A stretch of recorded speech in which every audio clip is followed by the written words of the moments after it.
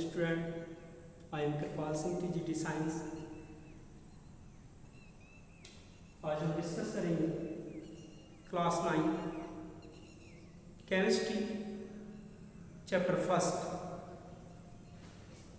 Matter in our surroundings. It means जिस place पर जहाँ पर हम इस समय जैसे प्रेजेंट में इस रूम के अंदर मैं खड़ा हूँ तो मेरे आसपास से जो चीज़ें मुझे दिखाई पड़ रही हैं, थिंग्स दिखाई पड़ रही हैं, उनके बारे में मैटर इन आवर सराउंडिंग। हमारे आसपास में जो चीज़ें थिंग्स हैं वो मैटर हैं, क्यों है, कैसे। तो फर्स्ट वन मैटर के बारे में ये कह सकते हैं, डेफिनेशन कह सकते हैं जैसे कि everything in this universe is made up of material which scientist have named matter. It means इस यूनिवर्स में, इस ब्रह्मांड में जितनी भी चीजें हैं, जितनी भी थिंग्स हैं, पूरे ब्रह्मांड में, आकाश में, पाताल में, अर्थ पर जितनी भी थिंग्स हैं, जितनी भी चीजें हैं, वो सब किससे मिलकर बनी हुई है? मटेरियल से मिलकर बनी हुई है। किससे मिलकर बनी हुई है? मटेरियल पर लिखा हुआ है। इट मीन्स ब्रह्मांड के अंदर जितनी भी थिंग्स हैं वो सब मटेरियल से मिलकर बनी हुई है। इसी वजह से साइंटिस्ट ने इसको नाम दे दिया क्या? Matter. Everything in this universe is made up of material which scientist have named matter. इस ब्रह्मांड में जितनी भी थिंग्स हैं वो सब मटेरियल से बनी हुई है, इस वजह से साइंटिस्ट ने इसको नाम दिया मैटर। या फिर कह सकते हैं all things occupy space, all things occupy space and have mass। वो सभी थिंग्स जो स्पेस घेरती हैं और मास होता है। जैसे अब इसको समझ लीजिए कि स्पेस कैसे घेरती है। फॉर एग्जाम्पल जैसे मेरे हाथ में ये बुक है, अब इसके बुक के ऊपर मैंने डस्टर रखा है। जो डस्टर है इसका कोई अपना मास होगा, है शेप और साइज दिखाई पड़ रहा है, इसका कुछ अपना मास है।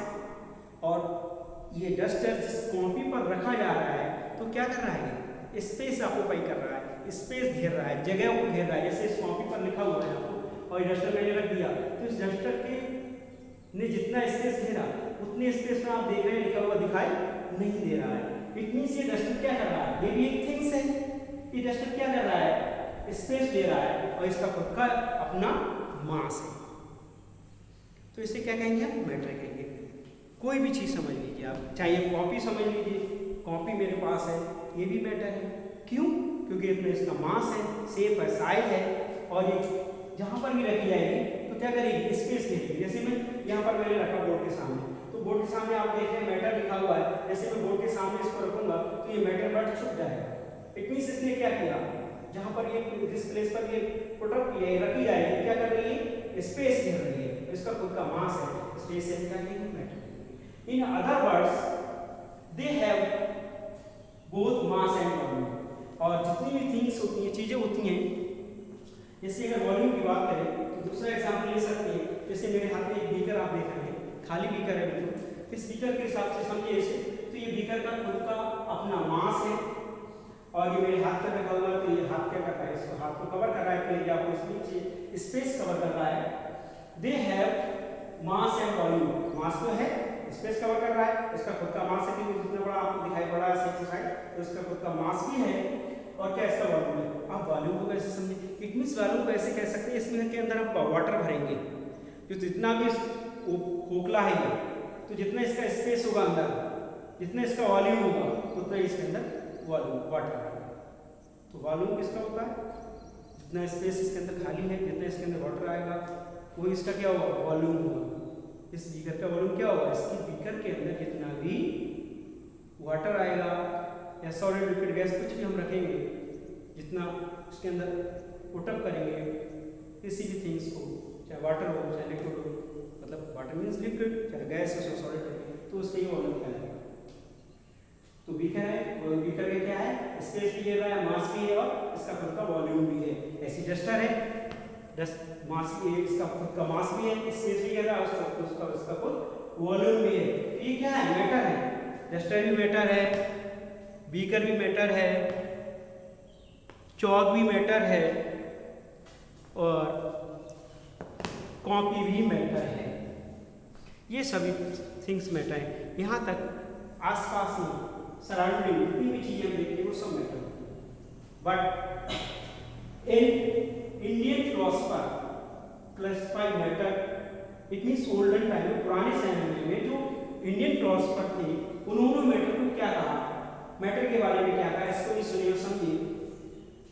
Early Indian philosophers classify matter in the form of 5 basic elements। It means हम ये कह सकते हैं जो इंडियन फिलोसफर थे उन्होंने मैटर को पुराने समय ओल्डन टाइम में 5 बेसिक एलिमेंट में डिफाइन किया। 5 इट मीन्स इन्होंने ये बताया कि जो मैटर है वो 5 बेसिक एलिमेंट से मिलकर बना होता है। तो कौन से 5 बेसिक एलिमेंट्स होते हैं उनको नाम दिया, इसको एक विशेष का नाम दिया गया। इसको इन 5 एलिमेंट्स को इन्होंने क्या कहा, पंचतत्व। क्या कहा इसको, पंचतत्व का। इट मीन जो इंडियन फिलोसफर थे पुराने समय जमाने में, उन फिलोसफर ने मैटर को क्या कहा, पंचतत्व कहा। और वो पंचतत्व क्या थे, एयर, जैसे इस एयर के अंदर एयर है, अर्थ हम रहते हैं पर, स्काई आसमान के लिए, और वाटर मींस पानी। इंडियन फिलोसफर ने मैटर की क्या डिफाइन किया, मैटर के लिए क्या कहा कि जो मैटर है वो 5 एलिमेंट से मिलकर बना होता है, ये पंचतत्व कहते हैं। यहाँ तक कि हम सभी भी मैटर है, क्योंकि अकॉर्डिंग टू इंडियन फिलोसफर मैं भी मैटर हूँ, क्योंकि मेरी बॉडी भी इन्हीं पंचतत्व से मिलकर बनी हुई है। After death decomposition of the body it convert into air, earth, sky and water. इस 5 तत्वों से मेरी बॉडी मिलकर बनी हुई है। या मेरी बॉडी में जितनी भी थिंग्स होती हैं, जितनी जिसको मैटर कहते हैं, वो सभी 5 एलिमेंट से मिलकर बनी होती हैं। ये पंच तत्व कहते हैं अकॉर्डिंग टू इंडियन फिलोसफर, वो है air, earth, sky and water. Right, ये इंडियन फिलोसफर के अकॉर्डिंग।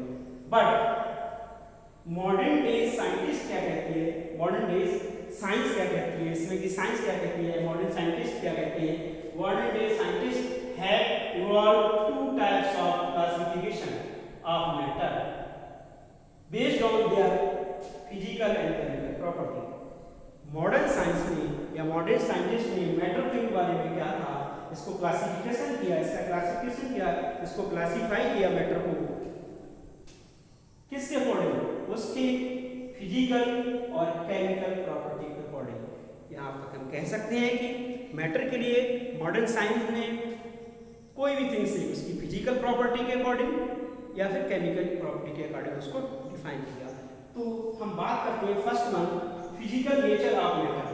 किसके बारे में बात करेंगे, मैटर के फिजिकल नेचर के बारे में बात करेंगे, डिस्कस करेंगे फिजिकल नेचर ऑफ मैटर। कि कोई मैटर है अकॉर्डिंग टू मॉडर्न साइंस, उसको फिजिकल नेचर ऑफ मैटर के बारे में क्या कह सकते हैं। तो इसका फर्स्ट पॉइंट है, एक चीज और, जितनी भी थिंग्स हैं वो सभी लिविंग और नॉन लिविंग से मिलकर बनी हुई होती हैं। जितनी भी थिंग्स यूनिवर्स में आप देखेंगे या तो लिविंग होगी या फिर नॉन लिविंग होगी। तो अकॉर्डिंग टू मॉडर्न साइंस क्या कहते हैं, फिजिकल नेचर ऑफ मैटर में, फिजिकल नेचर ऑफ मैटर को अगर आप बताना चाहें तो इसमें पहला पॉइंट है, matter is made up of particles. Matter is made up of particles. It means ये चाक, ये डस्टर और ये ग्लास या बीकर, ये सभी किससे मिलकर बने हुए हैं, पार्टिकल्स से मिलकर बने हुए हैं। कौन से पार्टिकल, वो पार्टिकल जो कि बहुत ही स्मॉलेस्ट होते हैं, छोटे होते हैं। तो हम कैसे प्रूव करेंगे कि पार्टिकल्स के बारे में, तो इसके लिए हमें एक एक्टिविटी की हेल्प लेनी पड़ेगी। इस एक्टिविटी से हमें प्रूफ हो जाएगा क्या कि matter is made up of particles, कि मैटर जो होते हैं वो किससे मिलकर बने होते हैं, पार्टिकल्स से मिलकर बने होते हैं। तो आइए हम एक्टिविटी स्टार्ट करते हैं। देखें मेरे पास में एक दूसरी बोतल है, इसमें वाटर है, राइट। इस वाटर को मैं, ये वाटर है, लिक्विड की फॉर्म में है, ये भी तो मैटर ही है, इसको हम बीकर में लेंगे, राइट। इसको हमने बीकर में ले लिया। अब आप देखिए बीकर में लेने के बाद में मैं इसको मार्क करूंगा। हम इसको क्या करेंगे, मार्क करेंगे। हम इस तरह से रखिए, ऐसे बीकर है, बीकर के अंदर वाटर है, इसको मार्क कर लिया। वैसे आप पेन से ही मार्क कर सकते हैं, मेरे पास चाक है, चाक से मैं मार्क करूंगा। मार्क कर लिया हमने, इसको किया, इस लेवल तक बना पड़ा हुआ। अब ये बीकर भी मैटर है, इसके अंदर लिक्विड है, वाटर है, यही मैटर है। तो कैसे पता करेंगे कि ये स्मॉलेस्ट पार्टिकल से मिलकर बना है पार्टिकल्स। अब हम इस लिक्विड के अंदर देखेंगे, आप हमारे पास ये है, एक्टिविटी के माध्यम से आप समझिए। इस स्थिति में NaCl साल्ट या नमक कह सकते हैं, 1 स्पून साल्ट लेंगे या नमक लेंगे। देखिए साल्ट है, ये NaCl नमक है, इसको मैं इस बीकर में डालूंगा और इस बीकर के अंदर जहां तक वाटर लिया गया है, लेबलिंग कर दिया गया है व्हाइट चॉक से, आप देख रहे हैं, हल्का सा दिखाई पड़ रहा होगा। इसमें मैं 1 चम्मच नमक डालूंगा, डाल दिया। अब आप मैं इसको स्ट्रेन करूंगा, मिक्स करूंगा।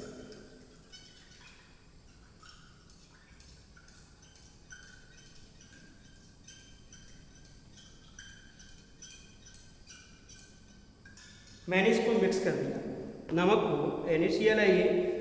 अब हमें क्या प्रूफ होगा इस एक्टिविटी से, मैंने साल्ट को ऐड कर दिया वाटर में। अब आप देखें इसको बोर्ड पे कैसे समझेंगे, वो ही समझ लीजिए। मान लीजिए मैंने ये बीकर लिया था,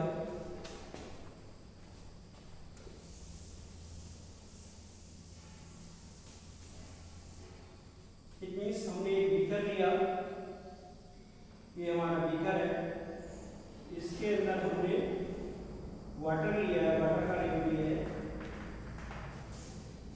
फिर हमने इसमें क्या डाला, NaCl डाल दिया। फिर हम देखेंगे ये जो बीकर है, राइट,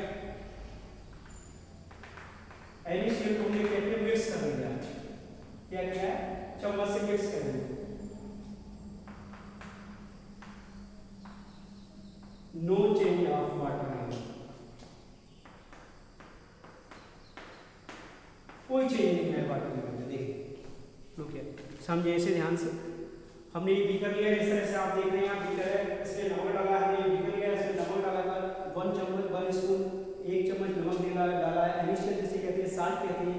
और जैसे हमने इसमें 1 चम्मच साल्ट लिया, फिर हमने घोला, ऐसे घोलने के बाद जैसे इसमें बोर्ड पे दिखा रहा हूँ आपको 1 चम्मच साल्ट किया है, फिर मैंने ब्लैक दिखाया है। इसमें भी आप देखें, बीकर में देखें, ट्रांसपेरेंट है बिल्कुल।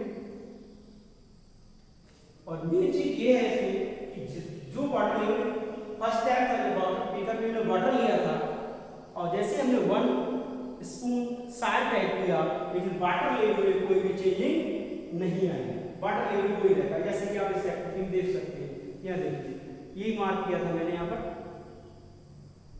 1 स्पून साल्ट भी डाल दिया, मिक्स भी कर दिया, लेकिन वाटर लेवल में कोई भी चेंज नहीं आती है, कोई भी चेंज नहीं आता वाटर लेवल में। इससे प्रूफ होता है कि जो मैटर है वो किससे मिलकर बना होता है, मेरा पार्टिकल्स, ये भी कह सकते हैं कि स्मॉलेस्ट पार्टिकल से मिलकर बना होता है, इसलिए इसमें कोई भी चेंजिंग नहीं आता। और चेंज ना आने का रीजन भी क्या है वो भी समझ लीजिए, क्यों नहीं आता है। क्योंकि जैसे कि हमने बीकर में क्या लिया था, वाटर लिया था, तो वाटर को रिप्रेजेंट करने का तरीका ये होता है डॉट डॉट, इस तरह से। तो इसके बीच में हम क्या रखते हैं, गैप रखते हैं।